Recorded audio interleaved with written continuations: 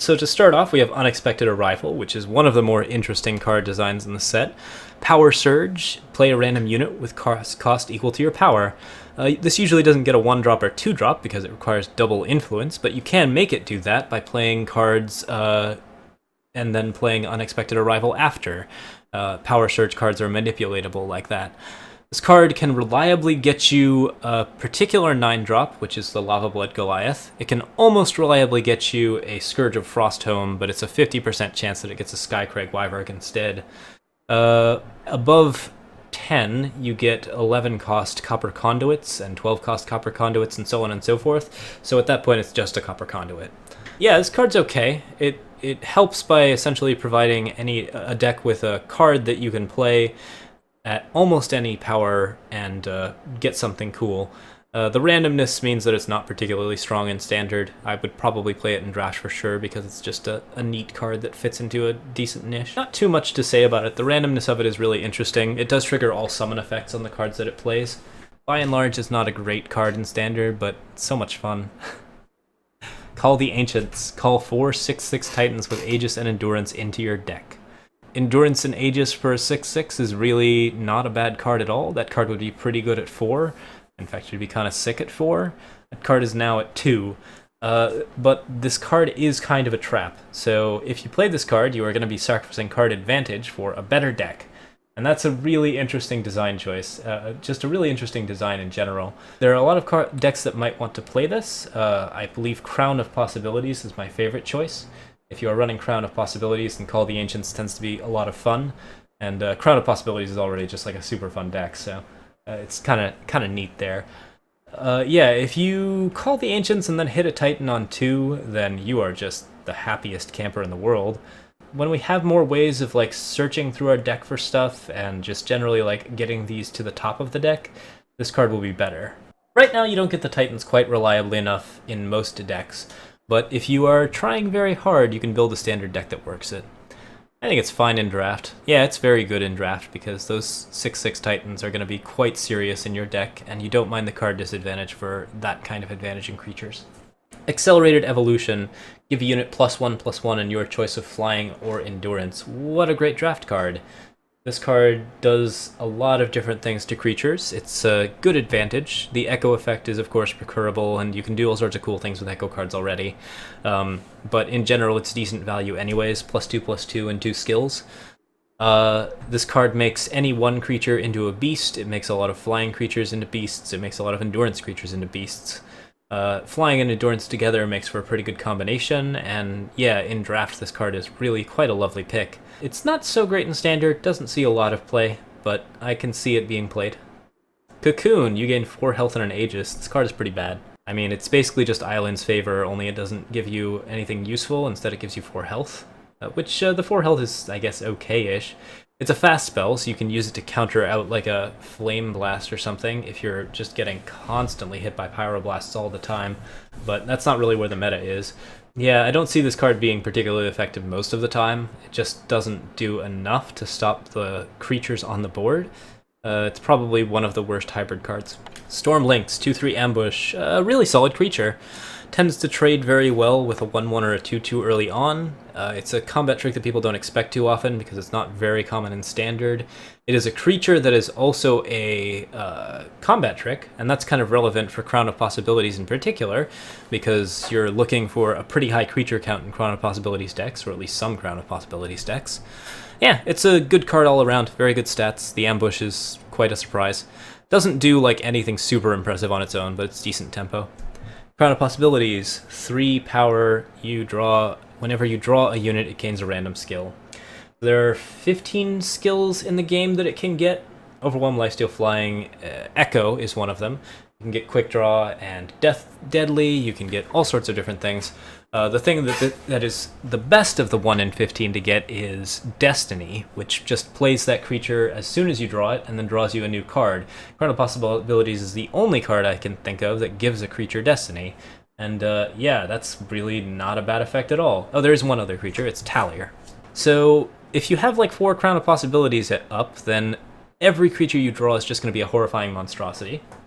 This card works very well with Sand Form and Second Sight to continually redraw creatures.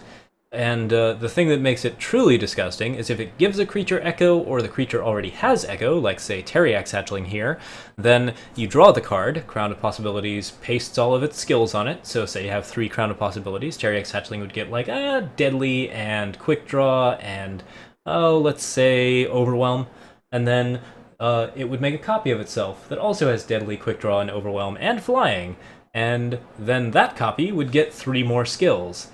So now you have a Teriak's Hatchling with 7 skills, and then you second sight it and put it on top of your deck, and it just gets nuts. It's completely insane. Crown of Possibilities creates incredibly explosive and ridiculous games.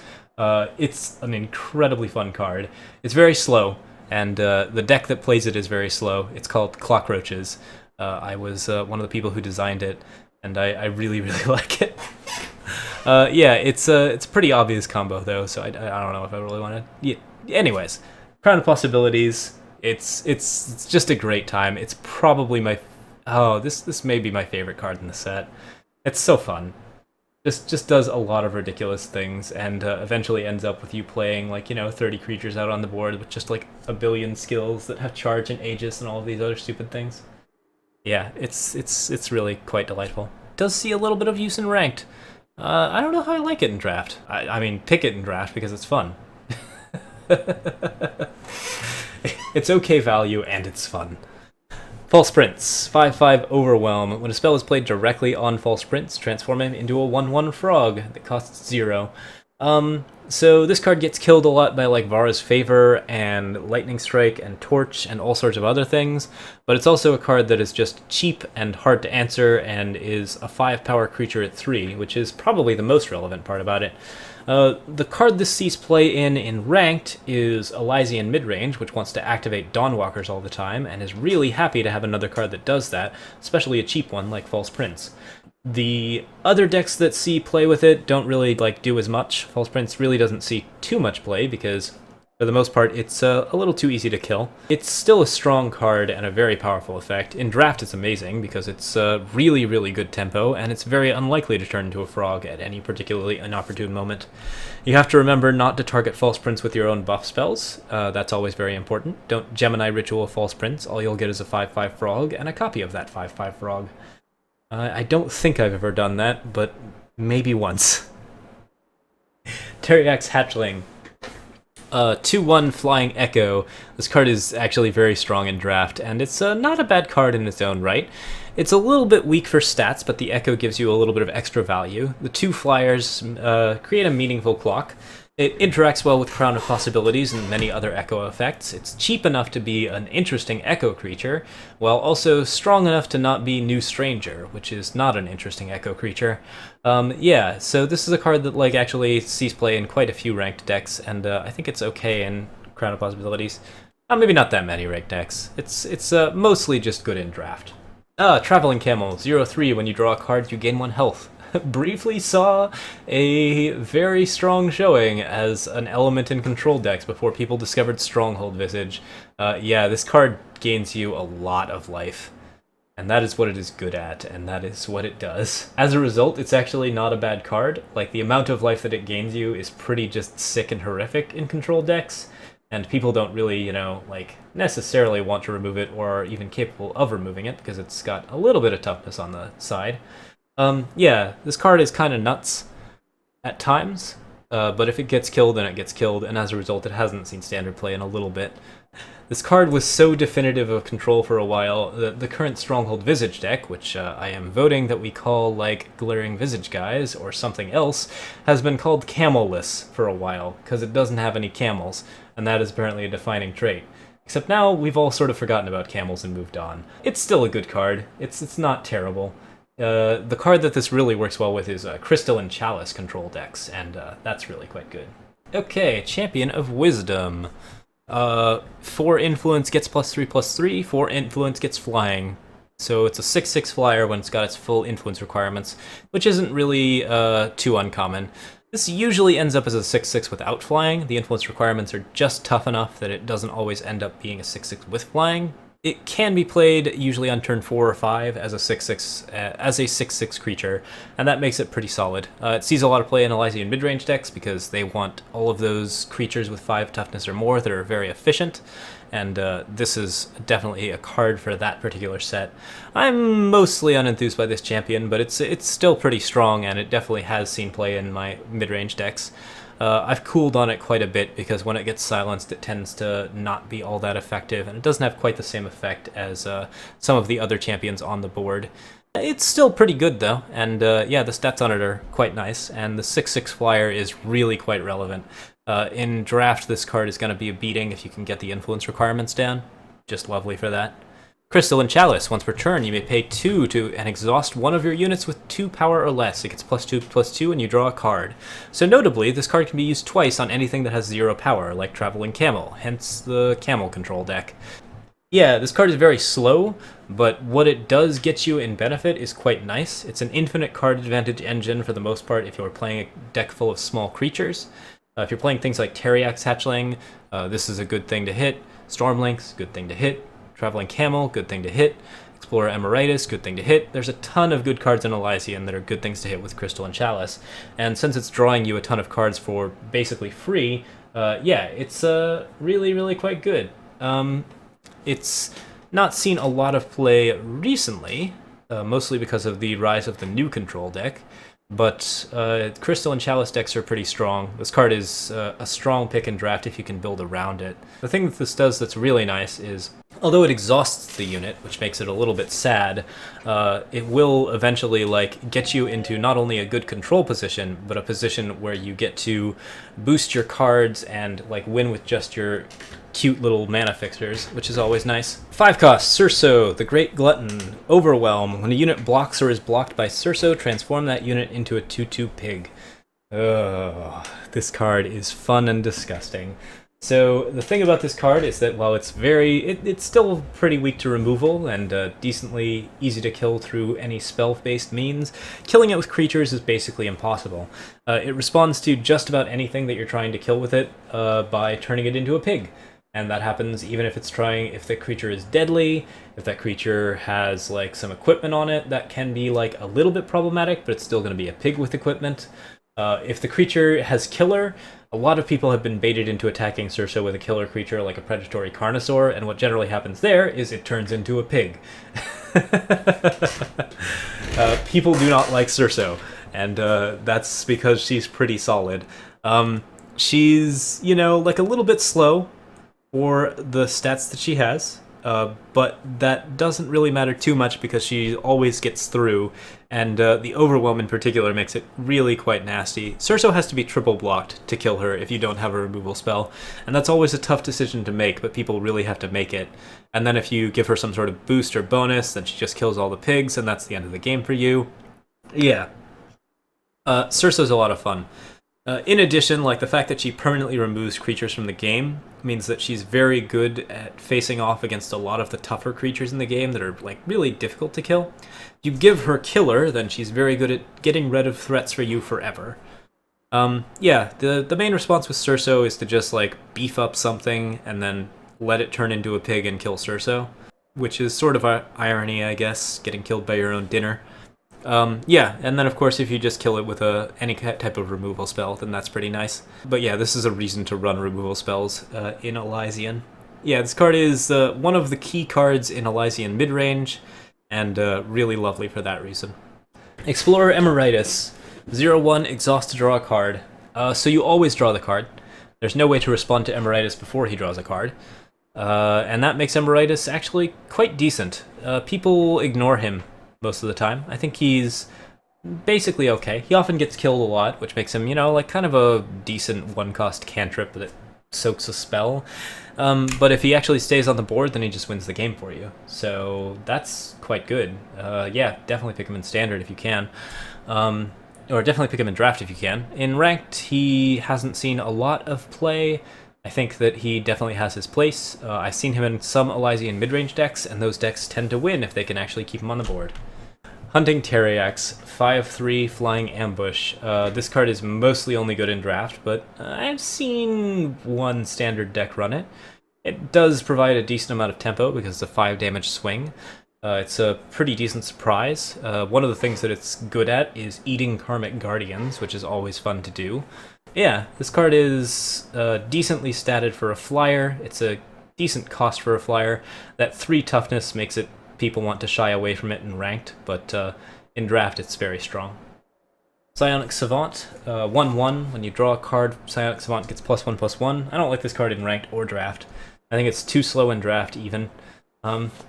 But if it does get out of control, it gets out of control. It does some of the same things that Camel does, but not as well. It's very, very weak statted. It doesn't work very well in ranked for that reason. Just gets killed too easily. But if you can actually get like a bunch of cards drawn, then Psionic Savant gets crazy. Yeah, this deck is run by Forge AIs that are still in their first turn and not too much else. But, you know, has the potential to spiral out of control, and you want to keep an eye on that. Fortunate Stranger, 3/3. When a player plays a Stranger, they draw a card. Probably the best Stranger effect for sure. Every Stranger draws you a free card. That's really nice. The cost of it is too prohibitive, and you rarely see it played. If you can actually get this deck working, it's okay. It works very well with New Stranger to draw multiple cards, but New Stranger is not a card you want to be playing in general, and Elysian is just not a good color set for Strangers. In general, this card is pretty bleh. But once again, like when Strangers get good, we can take another look at this. Curiox the Collector, 6/6 flying endurance, and Fate, put a dragon eye into your deck. Another one of my favorite cards in the set, the first legendary I ever crafted. I've always liked this card. It's another one of those cards that offers you a bit of advantage in your deck at the cost of potential disadvantage in your hand. Curiox is only a reasonable body. A 6/6 flying endurance for 7 is good, but not that good. And even in Elysian, there are definitely just like way better cards that you could be playing. Curiox's lore is that he traded his eye for knowledge, and the eye is in fact in the deck somewhere, and when you draw it, it is a 0-cost card that draws you 3. Is it actually blue-white now? I guess it probably is. That makes me sad. I liked stupid Curiox decks where you were in red and you just had the dragon's eye anyways. Yeah, so this card provides insane card advantage if you ever draw the eye. If you don't draw the eye, then it's no good. What this does do is it turns your Forbidden Lores into a draw 3 card spell, and that's pretty neat. And if you can put it on top of your deck, you get to put more Dragon's Eyes in your deck. The body is still pretty reasonable. I like this card in ranked okay. It's not anything super special, but it's just good enough, and it's just fun enough. And it really appeals to a lot of like my favorite things about this card game. Yeah, this card is fine in draft, of course. Shimmer Pack, 4/4, summon, choose a player, transform all of their units into copies of Shimmer Pack. What a delightfully stupid card. One of the weirder legendaries and one of the most maligned. Having played it in some ranked decks, I found it to be pretty average. Not awful at all. It certainly does do its job if you're doing your job right. Turns a bunch of small creatures that you really don't like into, or that you really don't like into 4/4s, or turns a bunch of creatures that your opponent has that you really need to deal with into 4/4s that you can easily deal with. There are some interesting plays with this card. You can beef it up with Ageless Mentor to make it a 6/6. You can give it all of the abilities off of Crown of Possibilities. If you play a 0/0 Shimmer Pack, you of course kill all of your opponent's creatures by choosing him, but it's very hard to play a 0/0 Shimmer Pack. I am definitely going to try to build that deck at some point, but it's so much of a combo. You have to be in black. You have to be in purple. You have to be in shadow. Yes. So yeah, this card is near and dear to my heart. It's a lovely design. It's not particularly well used in Standard right now, but it has some potential. Gemini Ritual, give a unit +4/+4 and then play a copy of it. It's an okay spell. It definitely is a card that I use in my Elysian mid-range deck as a top-off, and it definitely makes large creatures that are scary into even larger creatures that are scarier and allows you to play a copy. One of the nice things about it is that it can target enemy creatures, so if you really need to remove a creature, like a predatory Carnosaur that's just like the only thing on the board and is threatening you, and you didn't draw anything else, you can play Gemini Ritual, make the Carnosaur into a 10/10, and then kill it with your Carnosaur. And if you have a Xenon Obelisk on the board, then you win out in that exchange. That's not usually the ideal use of it, but it's one of those little fun things that makes Gemini Ritual a little bit better overall. I think this card is decently strong. It's a pretty good Elysian topper. There are some other cards that are a bit more exciting, but it's fun. I hate the art. This is my least favorite art. just really silly looking dragons. I love the design where it's like you've got the dragons twirling around each other, but they look really derpy. Okay, now we're into Feln. Oh joy, Feln.